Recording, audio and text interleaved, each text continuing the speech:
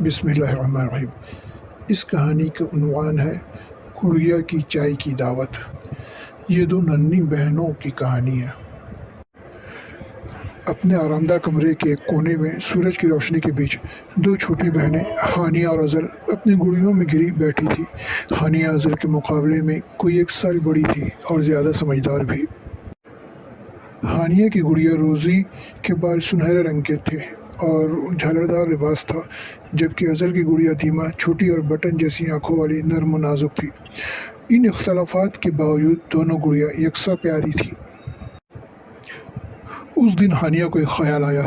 اس نے احتیاط سے فرش پر تکیے کا ایک دائرہ ترتیب دیا اور گڑیوں کو جمع کرنے کا ایک آرام دہ جگہ بنایا۔ آؤ ازل، اس نے بہن کو اشارہ کیا، آئیے روزی اور دیما کے لیے چائے کی دعوت کرتے ہیں۔ ازل کی آنکھیں جوش سے چمک اٹھی جب وہ تکیے پر اپنی بڑی بہن کے ساتھ مل گئی۔ ہانیہ نے ازل کو پلاسٹک کی ایک چھوٹی سی چائے دانی اور پیالی دی اور ساتھ میں انہوں نے اپنی گڑیا کے لیے خالی چائے ڈالی۔ کیا تم چائے پیو گی روزی؟ ہانیہ نے اپنی گڑیا کو جھوٹی موٹی چائے کی گھونٹ دیتے ہوئے پوچھا۔ ازل نے اس کی نقل کرتے ہوئے اپنی گڑیا کو بھی جھوٹی موٹی چائے کی گھونٹ دیتے ہوئے، جبکہ اس کا چہرہ چمک رہا تھا، اور یہ آپ کے لیے دیما۔ دونوں بہنیں ہنس پڑی۔ جب وہ اپنی گڑیا کو چائے پیش کر رہی تھی، وہ دونوں چائے اڈیل رہی تھی اور آپس میں کہانیاں بانٹ رہی تھی۔ روزی اور دیما ان کی چھوٹی سی گڑیا کی دنیا میں چائے کی دعوت کی سب سے زیادہ خوش اور خاص مہمان تھی۔ چائے کی محفل جاری تھی۔ ہانیہ نے ازل کو ایک خاص رقص سکھانے کا فیصلہ کیا۔ وہ کھڑی ہوئی آہستگی سے ازل کا ہاتھ پکڑی اور ایک خیالی دھن میں جھومنے لگی۔ ازل اپنی بڑی بہن کی قیادت کے پیچھے ہو چلی۔ ان کی ہنسی کمرے میں گونجنے لگی جب وہ اپنی گڑیا کے ساتھ گھوم رہی تھی۔ دیما کو رقص کرنا پسند ہے، ازل نے دیما کو ہوا میں اچھالتے اور گھماتے ہوئے اعلان کیا۔ ہانیہ بھی اپنی گڑیا روزی کو لے کر ازل کے ساتھ شامل ہو گئی اور جلد ہی وہ چاروں، ہانیہ، ازل، روزی اور دیما، کمرے کی چاروں طرف جھوم اور گھوم کر رقص کرنے لگی۔